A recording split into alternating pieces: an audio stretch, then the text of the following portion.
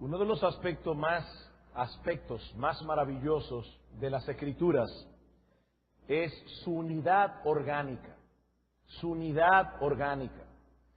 A pesar de ser una revelación que fue dada por Dios en un lapso de tiempo de unos 1500 años y en el que estuvieron involucrados más de 40 autores humanos, la unidad orgánica de las Escrituras es evidente de principio a fin.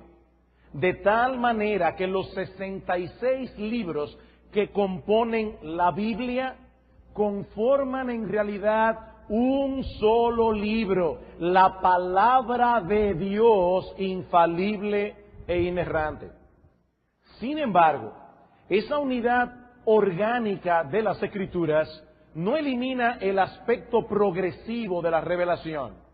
La revelación divina no fue dada en un punto de la historia como un todo completo y acabado, sino que Dios fue llevando gradualmente a su pueblo a un entendimiento cada vez más pleno de sus planes redentores. En ese sentido, la revelación divina puede compararse al levantamiento del telón en un escenario. De hecho, la palabra revelar significa literalmente quitar el velo, desvelar. A través de sus profetas, Dios fue descorriendo el velo en cada etapa de la historia de la redención hasta levantar el telón por completo cuando el Hijo de Dios se hizo hombre. Es a eso que se refiere el autor de la epístola a los Hebreos en el capítulo 1, versículo 1, cuando dice: Dios, habiendo hablado muchas veces, literalmente en muchas porciones y de muchas maneras a los padres por los profetas, en estos postreros días nos ha hablado por medio del Hijo. Él trajo la revelación final de Dios, la cual quedó registrada en el Nuevo Testamento por medio de sus apóstoles. Ahora, eso no significa, hermanos y amigos, que la revelación de Dios haya evolucionado. No.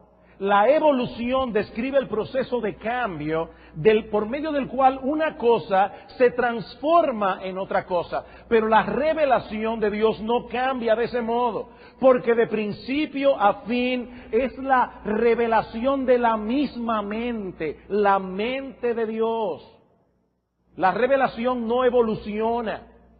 Más bien debemos describir la revelación como el acto a través del cual Dios fue desvelando progresivamente su verdad inmutable, dejando registrado en un libro infalible y sin error lo que Él quería que su pueblo conociera a través de las edades.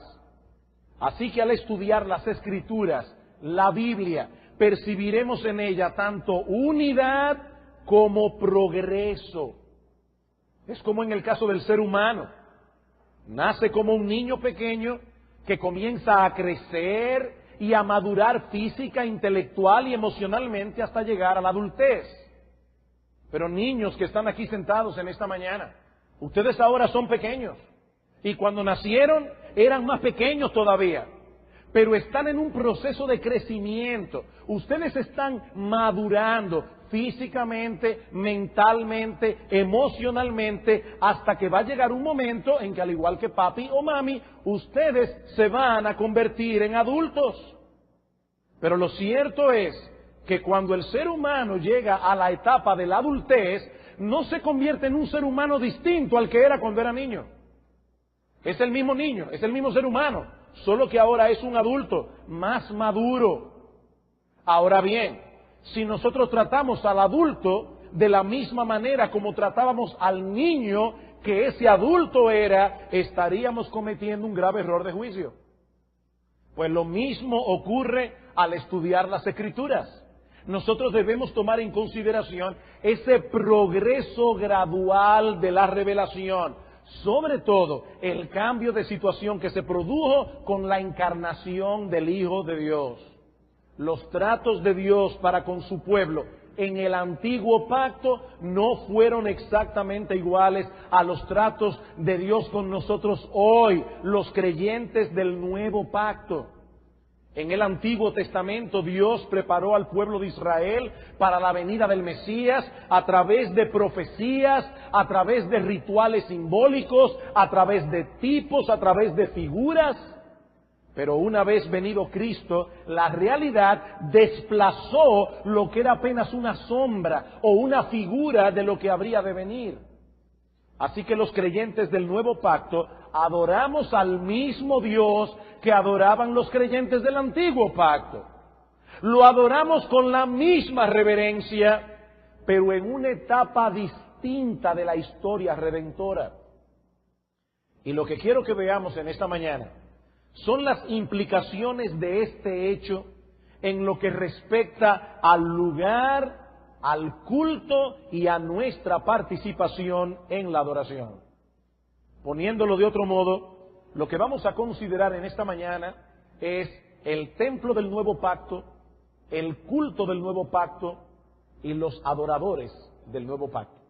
Veamos entonces, en primer lugar, el templo del nuevo pacto.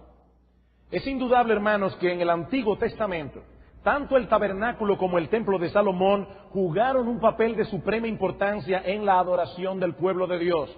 No sólo como lugares que representaban la presencia especial de Dios en medio de su pueblo, sino como lugares donde Dios realmente vino a encontrarse con su pueblo en una forma especial en el antiguo pacto.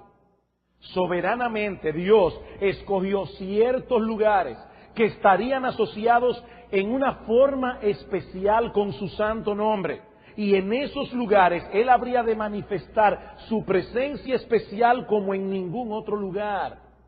Dios es omnipresente, pero Él hace manifestarse su presencia en una forma especial en ciertos lugares. Dice en Éxodo capítulo 20, versículo 24, en todo lugar donde yo hiciese que esté la memoria de mi nombre, vendré a ti y te bendeciré. Esos lugares eran un anticipo del cumplimiento final de la promesa contenida en todos los pactos que Dios hizo con su pueblo desde Génesis hasta Apocalipsis. ¿Cuál es esa promesa central que corre a todo lo largo de los pactos que Dios hizo con su pueblo en la historia de la redención? Yo seré a ellos por Dios, ellos me serán por pueblo, y yo moraré en medio de ellos como su Dios. Uno de esos lugares fue el tabernáculo que Moisés construyó en el desierto por mandato de Dios. En Éxodo capítulo 40, versículo 34, vemos que tan pronto la construcción del tabernáculo fue construida, dice que una nube cubrió el tabernáculo de reunión y la gloria de Jehová llenó el tabernáculo. Y no podía Moisés entrar en el tabernáculo de reunión porque la nube de Jehová estaba sobre él y la gloria del Señor lo llenaba. Esa manifestación visible de la gloria de Dios que guió al pueblo de Israel a través del desierto hasta la tierra prometida en una forma de nube y de luz, ahora se manifestaba en una forma particular en ese lugar llamado el tabernáculo de reunión. Cientos de años más tarde, Dios encomendó a Salomón la construcción de un templo que habría de sustituir al tabernáculo como centro de adoración. Y a pesar de todas las obvias diferencias de tamaño y de magnificencia entre una edificación y la otra, es importante señalar que el templo de Salomón reflejaba en gran medida el diseño del tabernáculo. Y tan pronto la construcción del templo fue concluida, el arca del pacto y todos los objetos sagrados que estaban en el tabernáculo fueron trasladados al templo en procesión. Y en Primero de Reyes, capítulo 8, versículo 10 dice, escuchen con atención, que cuando los sacerdotes salieron del santuario, la nube llenó la casa de Jehová. Y los sacerdotes no pudieron permanecer para ministrar por causa de la nube, porque la gloria de Jehová había llenado la casa. Exactamente lo mismo que ocurrió con el tabernáculo. La gloria del Señor se hizo presente. Dios estaba cumpliendo su promesa de que en todo lugar donde yo hiciese que esté la memoria de mi nombre, vendré a ti y te bendeciré. Ahora, Salomón sabía que ese templo terrenal no podía contener realmente al Dios omnipresente e infinito. Orando a Dios en la dedicación del templo, dice en Primero de Reyes capítulo 8 versículo 27 que Salomón exclamó: pero es verdad que Dios morará sobre la tierra. ¿Es eso cierto? He aquí que los cielos y los cielos de los cielos no te pueden contener, cuanto menos esta casa que yo he edificado. Con toda su gloria y con todo su tamaño, Salomón estaba consciente de que la presencia de Dios, la presencia del Dios infinito, no podía ser confinada a un espacio físico. Y que esa casa apuntaba más bien, señalaba más bien hacia una realidad mucho más gloriosa. Ahora nos preguntamos, ¿qué era en realidad lo que representaba ese templo? El templo de Salomón, con toda su magnificencia, con todo su mobiliario diseñado por Dios mismo, con todo el sistema de sacrificios y rituales que ahí se llevaba a cabo. ¿Qué representaba el templo de Salomón? Antes de responder esa pregunta, quiero recordar que tanto el tabernáculo como el templo deben ser conectados con la promesa central de los pactos de Dios con su pueblo. No olviden eso, hermanos. Dios es un Dios de pacto. Y Él hizo varios pactos con su pueblo a través de la historia. ¿Y cuál era la promesa central de todos esos pactos? Repito, yo seré a ellos por Dios, ellos me serán a mí por pueblo y moraré en medio de ellos. Bueno, hermanos, tan pronto abrimos el Nuevo Testamento, nosotros comenzamos a ver que toda la historia de la redención se había estado moviendo hacia un punto focal. Un punto focal. ¿Y cuál es ese punto focal? La persona de nuestro Señor Jesucristo, quien es la manifestación final y definitiva de la presencia de Dios en medio de su pueblo. La persona de Cristo. Por eso el Nuevo Testamento comienza con la genealogía de Mateo, donde nosotros vemos que Cristo, Jesús, es el descendiente prometido de Abraham y de David, en el cumplimiento del pacto que Dios había hecho con ambos. Pero lo que es más importante, Cristo en ese pasaje de Mateo que abre el Nuevo Testamento es identificado con la encarnación de Dios mismo. Dice Mateo que cuando José estaba considerando la posibilidad de dejar en secreto a su prometida, porque había descubierto que María estaba embarazada, a pesar de que ellos no habían consumado aún el matrimonio, dice Mateo que un ángel del Señor le apareció en sueños y le dijo: José, hijo de David, no temas recibir a María tu mujer, porque lo que en ella es engendrado del Espíritu Santo es, y dará a luz un hijo, y llamarás su nombre Jesús.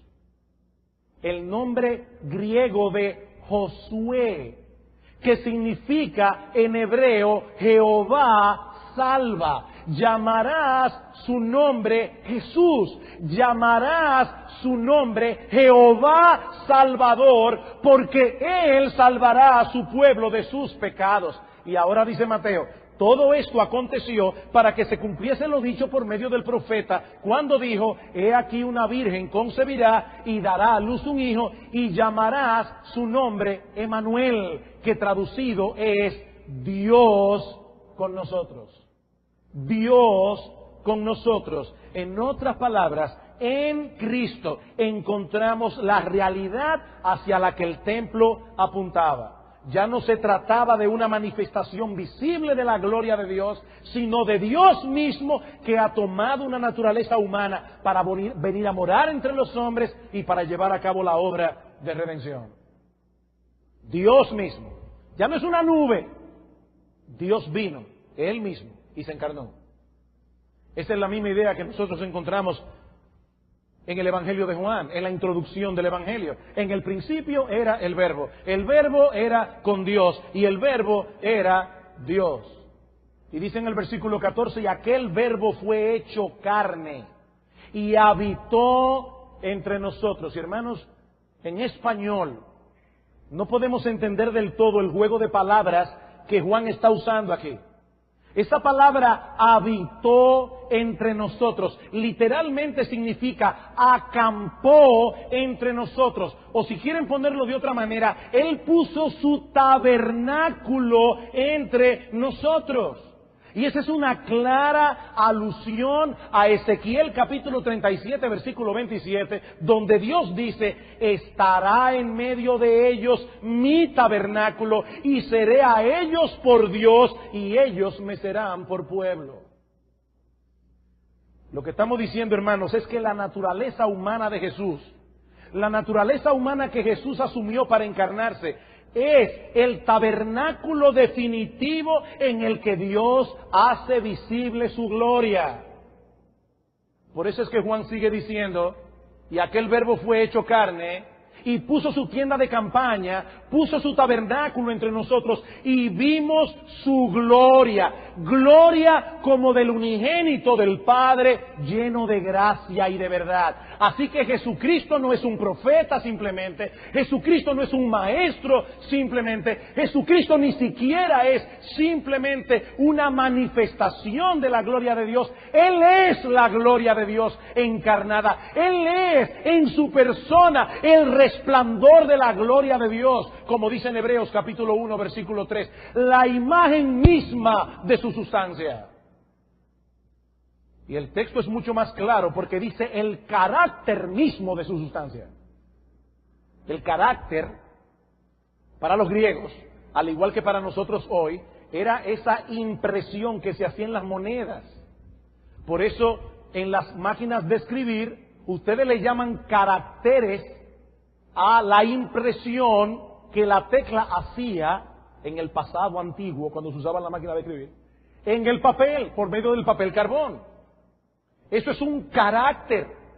¿Cuál era el carácter que se imprimía? Exactamente el mismo del modelo que era impreso. Bueno, lo que está diciendo el autor de la carta a los Hebreos es que Jesucristo es el resplandor de la gloria de Dios y el carácter mismo de su sustancia. Lo que es Dios, Cristo lo es igualito, porque en Él habita corporalmente toda la plenitud de la deidad, dice Pablo en Colosenses capítulo 2, versículo 9.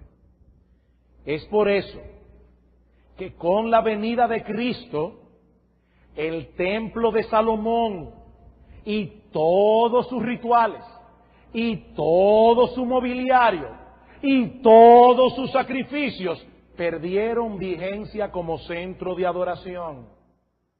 La adoración del nuevo pacto se centra en la persona y la obra de Cristo, no en ningún lugar físico en particular.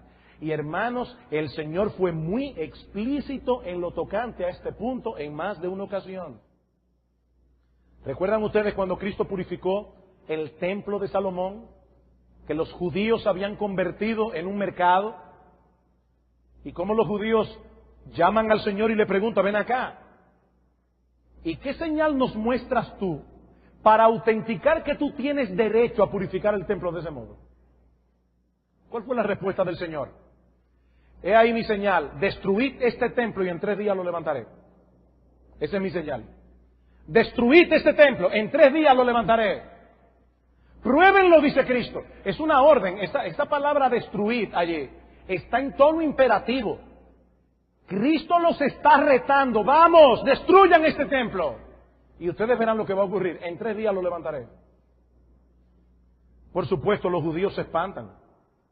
Y dicen, en 46 años fue edificado este templo. Y tú en 3 días lo levantarás. Y entonces Juan el evangelista comenta, mas él hablaba del templo de su cuerpo.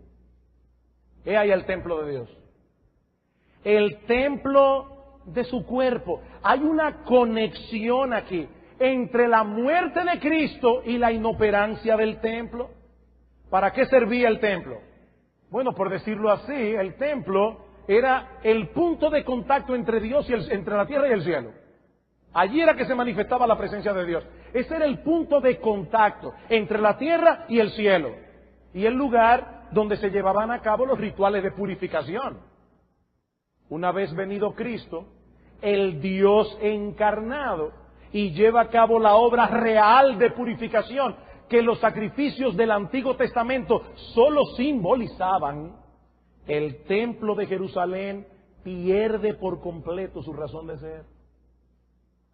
Es por eso que cuando la mujer samaritana le pregunta al Señor, ¿cuál es el lugar legítimo de adoración? Señor, nosotros los samaritanos decimos que es en el monte Gerizim. Ustedes los judíos dicen que es en Jerusalén. ¿Cuál es el templo verdadero? ¿Cuál es el lugar? Cristo le responde, mujer, créeme, que la hora viene y ahora es, cuando ni en este monte ni en Jerusalén adoraréis al Padre. En otras palabras, mujer, el lugar físico perderá toda importancia. Como yo le decía en la escuela dominical, hay muchas personas que tienen la idea de que si van a Tierra Santa, o si van a Roma, o si visitan alguna catedral específica, de alguna manera obtendrán algún beneficio espiritual. Pero hermanos y amigos, es esa mentalidad la que Cristo condena en ese pasaje. La presencia especial de Dios ya no está en Jerusalén, no está en Roma, ya no se relaciona con ningún lugar geográfico, ni con ninguna edificación en particular. Mis amados hermanos, amigos que visitan hoy Iglesia Bíblica del Señor Jesucristo, cuando todos nosotros nos vayamos de aquí a nuestras casas, cuando el culto termine, estas 4 paredes no continuarán albergando la presencia especial de Dios. Este edificio se convirtió simple y llanamente en un edificio más, igual que cualquier otro, una edificación de varilla y cemento. Aquí no mora la presencia de Dios hasta que la Iglesia de Jesucristo usa este edificio para adorar a Dios. Estas paredes no tienen nada de especial. Es un edificio y nada más. Otro incidente bien iluminador en este sentido es el que nosotros encontramos en Mateo capítulo 12. Dice la Escritura que era día de reposo y los discípulos del Señor comienzan a arrancar espigas para comer. Por supuesto, inmediatamente los fariseos ven lo que está pasando, pegaron el grito al cielo. He aquí tus discípulos hacen lo que no es lícito hacer en el día de reposo. Hermano, yo les ruego que escuchen con cuidado la respuesta del Señor. Él les dijo, ¿no habéis leído? Yo imagino que cada vez que Cristo les decía eso a los fariseos tenía que reventarlo por dentro. Ellos se jactaban de conocer muy bien la Escritura y dice, ¿ustedes no leyeron? ¿No habéis leído lo que hizo David cuando él y los que con él estaban tuvieron hambre? ¿Cómo entró en la casa de Dios y comió de los panes de la proposición que no les era lícito comer ni a él ni a los que con él estaban, sino solamente a los sacerdotes? ¿O no habéis leído en la ley cómo en el día de reposo los sacerdotes en el templo profanan el día de reposo y son sin culpa? ¿Ustedes no leyeron eso? Hermanos, ¿cuál era el día más ajetreado para un sacerdote en el Antiguo Testamento? ¿Cuál era el día en el que ellos trabajaban más que todos los días de la semana juntos? ¿O el día de reposo? Y dice Cristo, es que ustedes no leyeron cómo los sacerdotes en el templo profanan el día de reposo y son sin culpa. Pues he aquí, os digo que uno mayor que el templo está entre ustedes ahora mismo. Uno mayor que el templo. ¿Cuál es el argumento? Los rabinos aceptaban que los deberes conectados con el templo predominaban sobre las regulaciones relativas al día de reposo. Ellos aceptaban eso. En otras palabras, el servicio en el templo legitimaba el que los sacerdotes trabajaban en el día de reposo y fueran sin culpa. Y ahora Cristo les está diciendo, ¿cuánto más derecho tendrán mis discípulos de hacer lo que ellos están haciendo si aquí hay uno mayor que el templo y se los está permitiendo? Yo tengo una autoridad mayor que el templo. Porque la presencia de Dios en mi cuerpo es más completa que la presencia que Dios tenía en el Antiguo Testamento en el templo de Jerusalén. Yo soy uno mayor que el templo. De hecho, en ese pasaje Jesús no solo afirma que Él es mayor que el templo, sino que en el versículo 8 dice también que Él es Señor del día de reposo. Ustedes van a saber más que yo lo que se puede y no se puede hacer en el día de reposo. Es que yo soy el Señor del día de reposo. Yo fui que me lo inventé. Yo soy el Señor. Y hermanos, es difícil para nosotros en esta época calibrar el impacto de esas palabras. Pero para los judíos de aquellos días era muy claro que Jesús estaba equiparando su autoridad con la autoridad de Dios. Muy claro. Por eso quisieron matarlo. Todas las promesas de Dios asociadas con el templo y todos los beneficios que el pueblo derivó en el antiguo pacto de la presencia del templo en medio de ellos, no solo se encarnan ahora en la persona de Cristo, sino que en Él alcanzan toda su plenitud. Todas esas bendiciones, todas esas promesas están encarnadas en Cristo. Por eso es que el Señor le dijo en una ocasión a los discípulos en Mateo capítulo 13, versículo 16, bienaventurados vuestros ojos porque ven y vuestros oídos porque oyen, porque de cierto os digo que muchos profetas y justos desearon ver lo que ustedes ven y desearon oír lo que ustedes oyen y no lo vieron ni lo oyeron. En otras palabras, hermanos, los creyentes del nuevo pacto tenemos un privilegio mucho mayor que los creyentes del antiguo pacto, porque ellos adoraban en un edificio que representaba la presencia de Dios. Nosotros, hermanos, estamos adorando en la presencia misma de Dios. En la presencia misma de Dios. Nosotros estamos en el lugar santísimo, donde solo se le permitía al sumo sacerdote entrar una vez al año. Mis hermanos, ¿cuál es la promesa de Jesús en Mateo capítulo 18, versículo 20? Que donde estén 2 o 3 congregados en mi nombre, allí estoy yo en medio de ellos. Esa es la promesa. Ahora, yo le voy a hacer una pregunta. ¿No le suenan familiares esas palabras?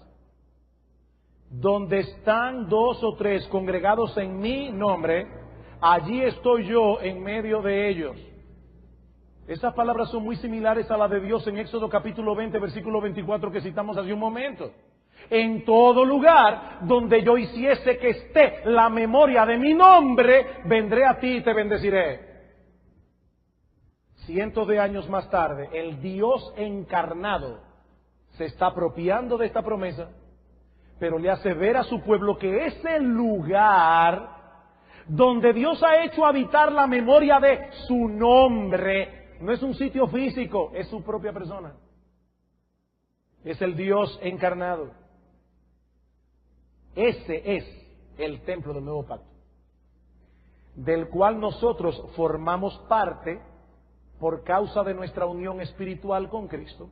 Nosotros estamos unidos a Él. Por eso es que Pablo dice a los Corintios, en 1 Corintios capítulo 3, versículo 16, ¿no sabéis que sois templo de Dios y que el Espíritu de Dios mora en vosotros?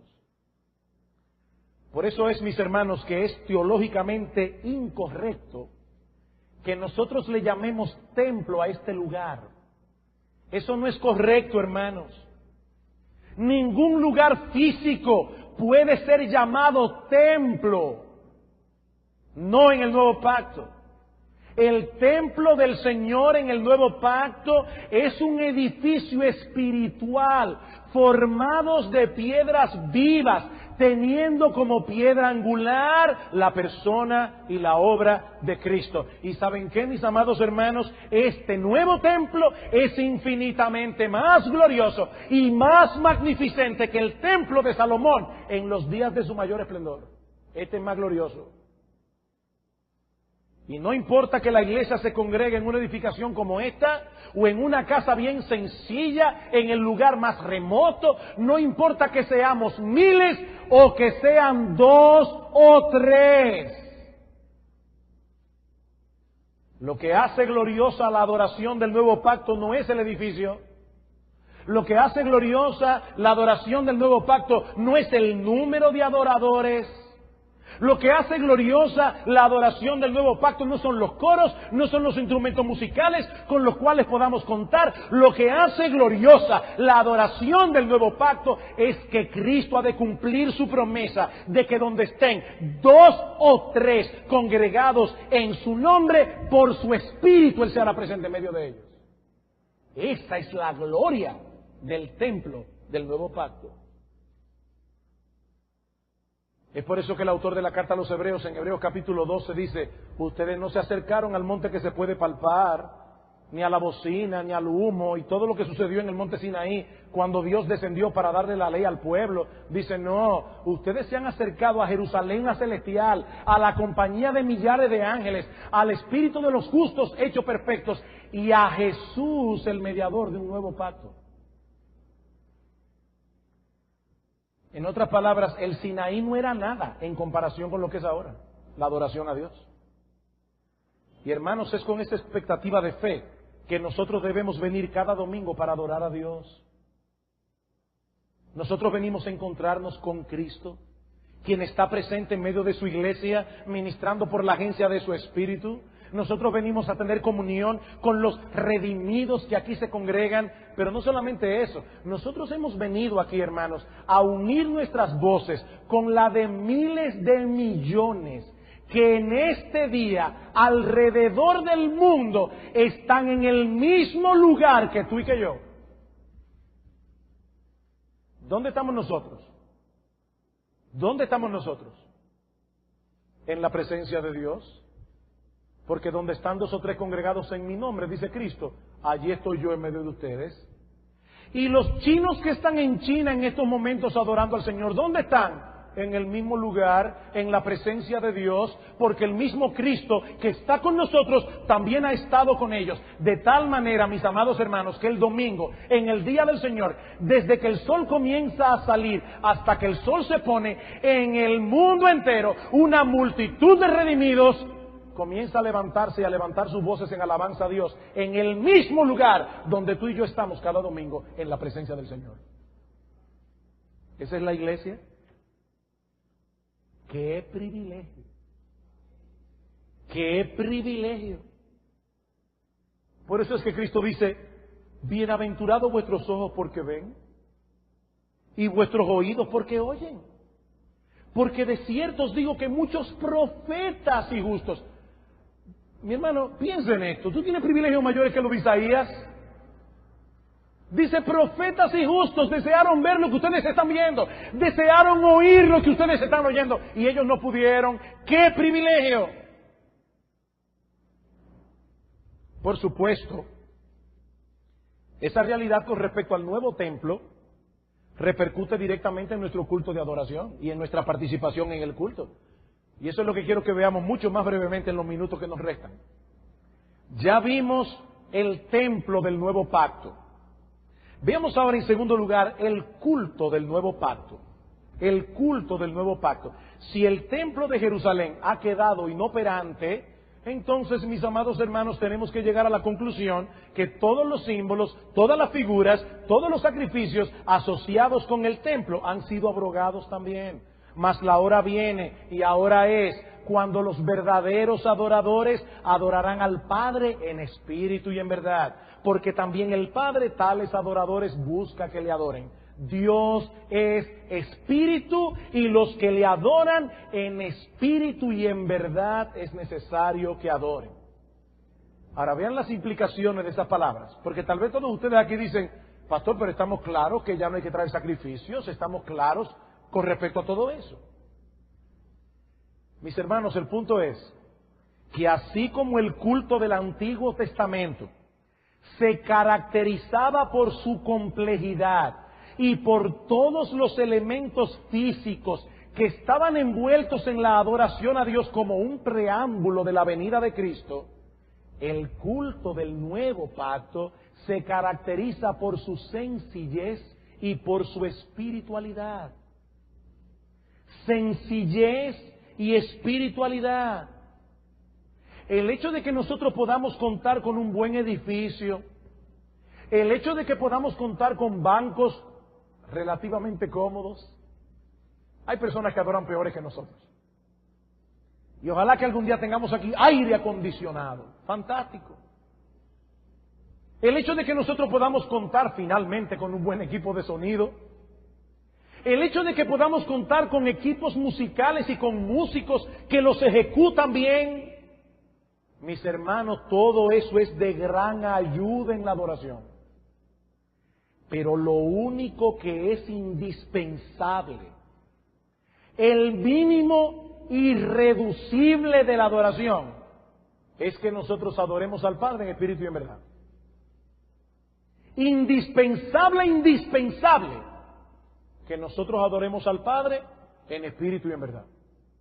Si mañana viene una persecución y nos tenemos que ir todos nosotros a Yabonico, porque allá estamos más seguros, y no cabemos sino bajo de una mata, y Alberto Rincón tuvo que dejar el violín botado, y no pudimos llevarlo el teclado. Mis hermanos, nosotros allí, abajo de esa mata, podremos adorar a Dios en espíritu y en verdad, igualitico como lo estamos haciendo aquí. Igualito.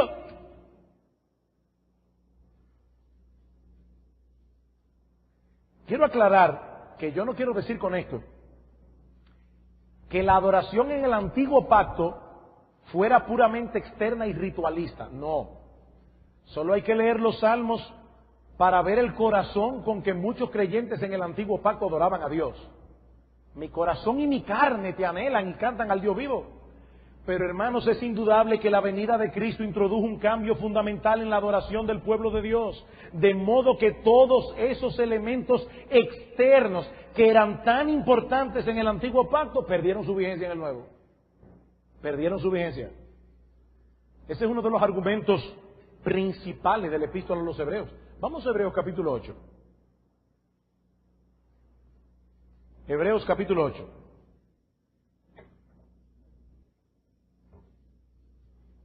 Versículo 1. Ahora bien, dice el autor de la epístola, el punto principal de lo que venimos diciendo es que tenemos tal sumo sacerdote, el cual se sentó a la diestra del trono de la majestad en las alturas, en los cielos, ministro del santuario y de aquel verdadero tabernáculo que levantó el Señor, no el hombre. Fíjense, el tabernáculo del Antiguo Testamento era una copia. El verdadero es el que nosotros tenemos, el que levantó el Señor, no el hombre.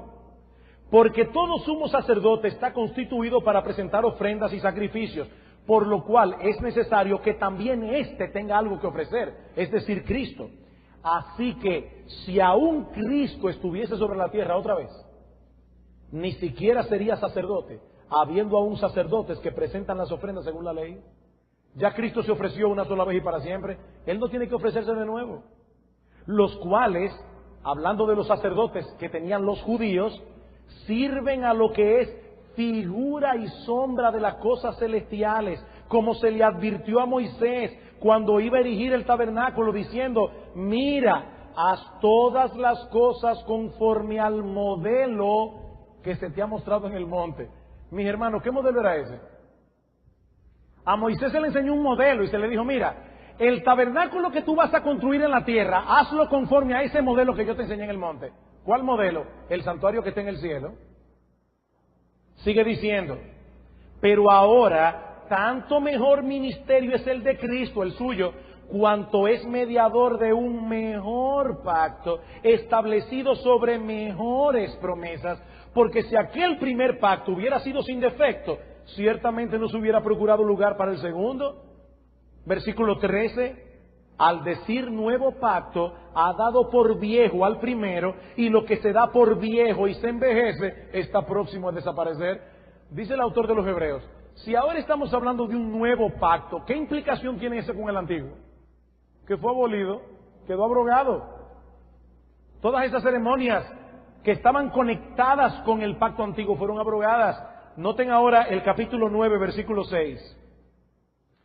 En el capítulo 9, el autor de los Hebreos comienza a describir cómo estaba diseñado el tabernáculo y dice, y así dispuestas estas cosas, En la primera parte del tabernáculo entran los sacerdotes continuamente para cumplir los oficios del culto.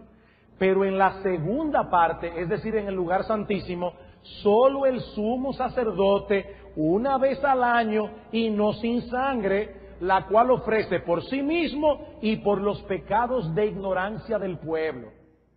Hermano, yo sé que esta lectura puede resultar pesada, pero esto es importante. Escuchen esto. Dando el Espíritu Santo a entender con esto que aún no se había manifestado el camino al lugar santísimo, entre tanto que la primera parte del tabernáculo estuviese en pie. ¿Qué pasó cuando Cristo murió en la cruz? Que el velo del templo que separaba el lugar santo del lugar santísimo se rasgó en dos, y para que quede claro que fue una rasgadura milagrosa, se rasgó de arriba hacia abajo, dando a entender el Espíritu Santo que ya el camino al lugar santísimo estaba abierto. ¿Qué pasó entonces con el tabernáculo, con todo el mobiliario, con todos los sacrificios, con todos los rituales que allí se llevaban a cabo? Quedaron abrogados. Se acabó. Ahora Cristo es nuestro sacrificio, hecho una sola vez y para siempre. Por otro lado, hermanos, aunque el principio regulativo de la adoración continúa vigente en el nuevo pacto, de manera que nosotros no tenemos derecho de introducir en el culto de adoración elementos que Dios no ha mandado, es indudable que Dios nos ha dado más libertad en el nuevo pacto en el uso de esos elementos. Noten cómo cuando el pastor Lester iba a leer las Escrituras decía: vamos a leer consecutivamente las Escrituras tal como ordenó el Señor.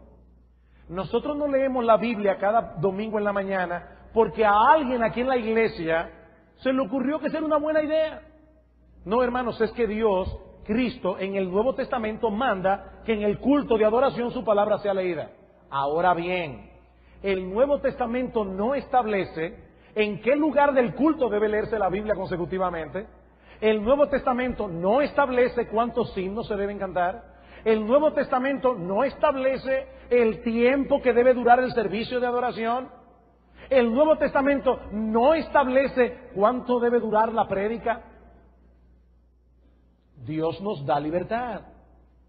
A Dios le plugo darnos libertad en estas cosas, enfatizando más bien en el nuevo pacto que todo lo que la iglesia hace debe ser para edificación, y que en todas las cosas nosotros debemos involucrar todas nuestras facultades.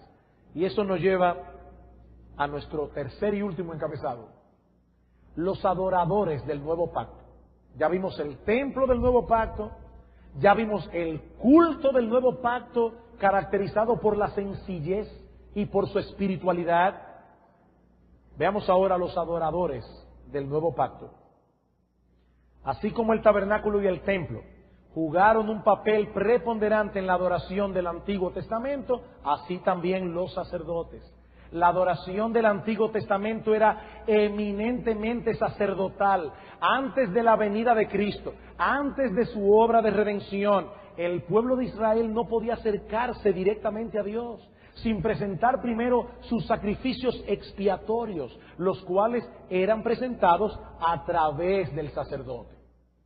Pero habiendo venido Cristo a ofrecer el sacrificio de sí mismo una sola vez y para siempre, mis hermanos, no solo quedó abrogado el sistema sacerdotal imperante en el antiguo pacto, sino que la iglesia vino a ser un reino de sacerdotes y gente santa. Ahora nosotros somos los sacerdotes. Nosotros somos parte integral del nuevo templo. Primero, porque somos las piedras vivas de las que ese templo está edificada sobre la piedra angular que es Cristo. Pero en segundo lugar, mis hermanos, nosotros todos somos los sacerdotes que oficiamos en este templo. Repito, los sacerdotes de Iglesia Bíblica del Señor Jesucristo no son Lester Flaquer, Eduardo Saladín, Marcos Peña, Salvador Gómez, Eric Gómez y Sugel Michelén. No. Nosotros no somos los sacerdotes de este templo. Todo miembro de Iglesia Bíblica del Señor Jesucristo, si es un verdadero creyente, si fue comprado con la sangre del Señor, es un sacerdote en este templo espiritual. Primera de Pedro, capítulo 2, Primera de Pedro, capítulo 2, versículo 4. Acercándoos a Él, piedra viva, desechada ciertamente por los hombres, mas para Dios escogida y preciosa. Vosotros también, como piedras vivas, sed edificados como casa espiritual y sacerdocio santo, para ofrecer sacrificios espirituales aceptables a Dios por medio de Jesucristo. ¿Quién es el sacerdocio? Nosotros, los que componen este templo. ¿Y qué venimos a hacer aquí? A presentar nuestros sacrificios espirituales. Apocalipsis capítulo 1.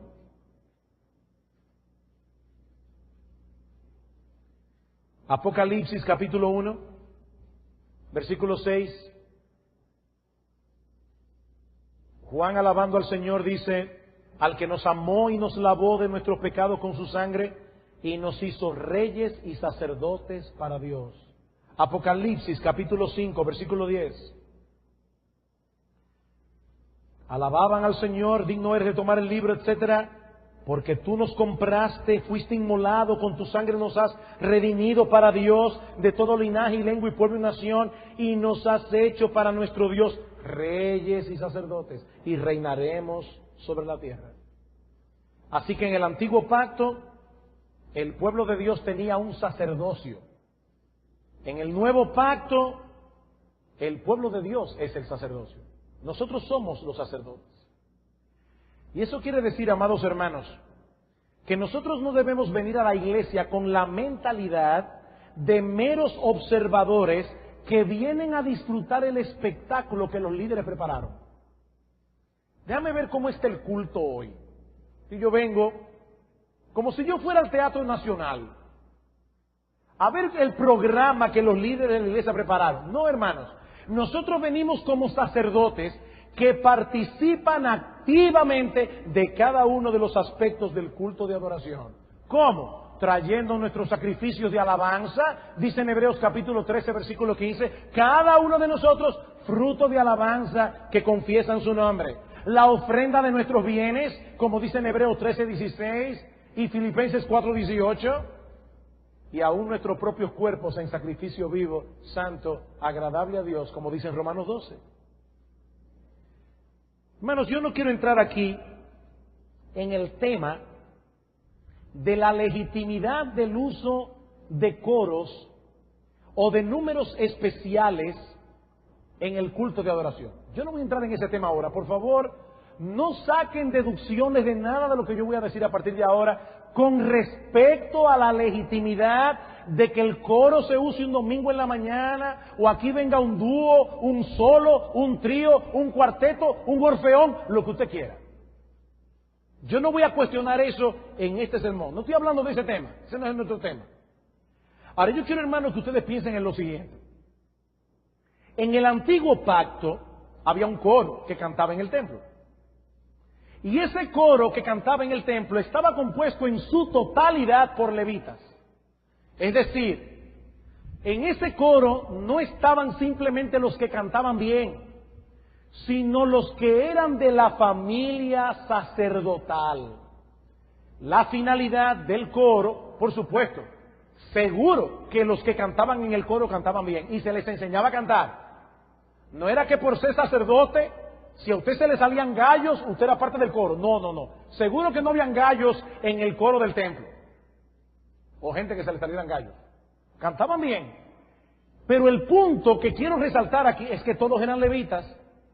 Todos eran de la familia de los sacerdotes. La finalidad del coro no era meramente la de hermosear el culto de adoración y mucho menos la de entretener a los creyentes del antiguo pacto.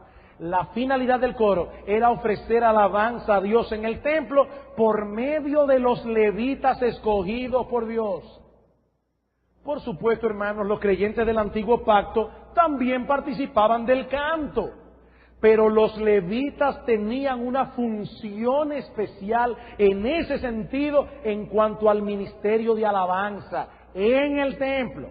Lo que muchos parecen perder de vista es el hecho de que ese coro continúa vigente en el día de hoy en las voces de los sacerdotes del nuevo pacto, que participamos con nuestro sacrificio de alabanza en el culto de adoración. Así que, mi hermano, si tú no lo sabías, tú eres parte del coro de esta iglesia. Tú eres de esos levitas, tú eres de esos sacerdotes, que eres parte del coro de Iglesia Bíblica del Señor Jesucristo, que cada domingo en la mañana alaba a Dios. Y cuando el Señor escucha las voces de su iglesia, de ese coro, mi hermano, mira, todo lo gallo, todo lo desafine, la sangre de Cristo lo purifica y llega como si fuera el coro más hermoso al santuario en los cielos. Y Dios se goza en eso. Nosotros todos somos el coro de sacerdotes del nuevo pacto en el templo espiritual. Así que sea legítima o no la participación de coros en la iglesia, o los números especiales de solos, dúos, tríos, cuartetos, lo que sea, mis hermanos, no deja de ser penoso el hecho de que en algunas iglesias en el día de hoy se restrinja casi por completo la alabanza congregacional para oír a 2 o 3 en la iglesia que cantan bien. Eso es penoso. Alguien dirá, pero pastor, así como en la iglesia yo puedo participar activamente escuchando al predicador, y en mi mente estoy diciendo el amén y estoy con el predicador en el culto, y yo no estoy hablando. Y cuando alguien se para a orar en la iglesia, yo también estoy participando activamente, aunque yo ocupe el lugar de simple oyente. ¿No puedo yo edificarme en la iglesia oyendo a una persona cantando? Indudablemente que sí. Indudablemente que sí. Pero hermanos, lo que yo estoy enfatizando es que nosotros no podemos sustituir el canto congregacional ni minimizarlo en el culto de adoración para escuchar a nadie que cante bien. Porque lo que dice la Escritura es que tú y yo, como sacerdotes del nuevo pacto, debemos traer nuestros sacrificios de alabanza, fruto de labios que confiesan su nombre. No el fruto del labio del otro, sino del labio tuyo. Lo que dice en Colosenses capítulo 3, versículo 16, es que todos nosotros, como sacerdotes del nuevo pacto, debemos exhortarnos unos a otros, debemos enseñarnos unos a otros, debemos amonestarnos unos a otros a través de cantos, de himnos y cánticos espirituales. Tú y yo debemos amonestarnos unos a otros. Cuando tú cantas ahí en la silla, le estás diciendo algo a tu hermano que está ahí al lado.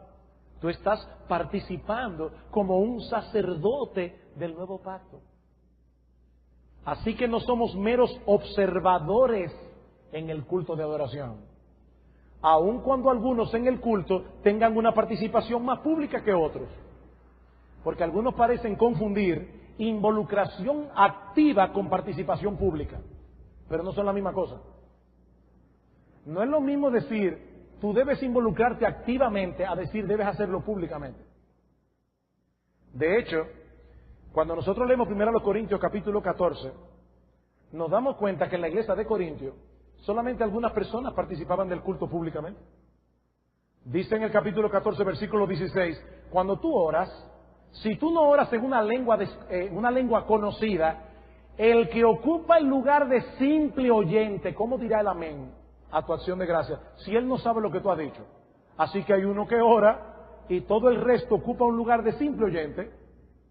Hay un versículo en 1 Corintios 14 que dice, ¿qué pues, hermanos? Cada uno de vosotros tiene salmo, tiene doctrina, tiene lengua, tiene profecía. Hágase todo para edificación. Y alguna persona cuando leen ese versículo dice, bueno, cada uno.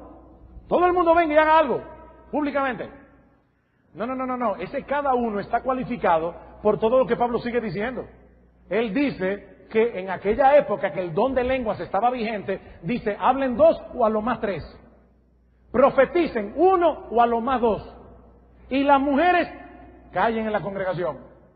Así que, ¿qué significa ese cada uno de vosotros? O cada uno de vosotros que tiene un don de Dios para ministrar públicamente.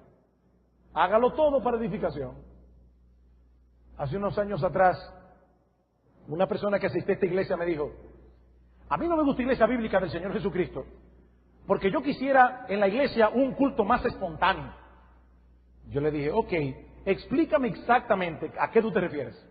Bueno, que yo quisiera llegar a la iglesia un día y decir, hermano, yo tengo un testimonio que dar y que me dejen pararme en el público y darlo. Y otro diga, yo quiero que cantemos el himno tal y venimos y lo cantamos. Y otro diga, yo quiero cantar y yo quiero dar una exhortación y cada uno participe en el culto. Así que me gusta. Yo le dije, muy bien, déjame hacerte un ejercicio mental. ¿Cuántas personas asisten a Iglesia Bíblica del Señor Jesucristo? En esa época éramos unos 500. Bien. Vamos a suponer que solo un 5% de esos 500 se le ocurre en el culto a uno dar un testimonio, al otro una exhortación, al otro pedir un himno, al otro. ¿Qué va a pasar? Dice el bueno que no se va a poder predicar. Digo, exactamente. Vamos a tener un desfile aquí. 25 gente ministraron, pero no ministraron. Uno dijo una cosita por aquí, otro dijo otra cosita por allá. Hermano, eso suena muy bonito en la palabra, pero eso es un desorden. Eso es un desorden. Hay iglesias que cuando el pastor dice vamos a orar, todo el mundo comienza a orar al mismo tiempo. Y usted no sabe ni qué es lo que están orando, porque todo el mundo está orando al mismo tiempo. Eso es precisamente lo que Pablo dice, si todos hablan al mismo tiempo, el que venga de afuera, no pensará que ustedes están locos. Ay, yo creía que era una iglesia y resulta que era un manicomio. Todo el mundo hablando al mismo tiempo. Pero hermanos, aunque no todos tengamos una participación pública en el culto de adoración, todos nosotros como piedras vivas de este templo y como sacerdotes del nuevo pacto debemos participar activamente presentando nuestros sacrificios a Dios. Y esos sacrificios serán aceptos delante de Él por medio de nuestro Señor Jesucristo. He ahí, mis amados hermanos, las principales características de la adoración del nuevo pacto. Su foco de atención, la persona de Cristo. Sus características principales es una adoración sencilla y espiritual. Y es una adoración en la que todos participamos como piedras vivas del nuevo templo y como sacerdotes del nuevo pacto. Hermanos, yo sé que muchos aquí tienen cuestionamientos acerca de la forma como Dios debe ser adorado.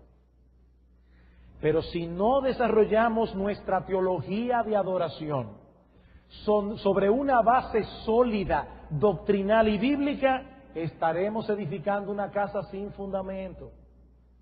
Por eso es que nos hemos tomado el tiempo hasta ahora de establecer el fundamento de lo que es la teología de adoración, no de Sugel Michelén. Lo que es la teología de adoración de Iglesia Bíblica del Señor Jesucristo. Lo que es la teología de adoración de los pastores de Iglesia Bíblica del Señor Jesucristo. Hermanos, cuando yo me paro a hablar aquí acerca de la adoración, yo no estoy hablando en mi nombre, yo estoy hablando en nombre de los 6 pastores que componen esta iglesia. Esta es nuestra teología de adoración. Sí, vamos a tocar los temas que a todos nos interesan. Yo recuerdo cuando yo era pequeño y nos mudamos de San Juan de la Maguana y mis padres comenzaron a construir nuestra casa paterna. Todavía me acuerdo, yo con 9 años, la desesperación que a mí me daba ir cada día a ver la construcción, porque hay una etapa en que parece que no avanza. En vez de subir para arriba, ondan hacia abajo. Y yo como niño que no entendía, me desesperaba. Hermanos, lo que nosotros hemos estado haciendo aquí es estableciendo el fundamento. Porque nosotros queremos construir una edificación segura. Pero, mis hermanos, y con esto sí concluyo, no dejemos que esos temas conflictivos que algunos tal vez tienen en su mente nos lleven a perder de vista la esencia de lo que hemos visto hoy, que es un enorme privilegio poder participar de la adoración del nuevo pacto, estar unidos por la fe al Dios encarnado y ser una piedra viva de este templo espiritual. No pierdan eso de vista. Que el Señor ensanche nuestras mentes y corazones en la comprensión de este privilegio, para que nosotros podamos darles como individuo y como iglesia una adoración que realmente sea digna de nuestro Señor y Salvador. Vamos a orar.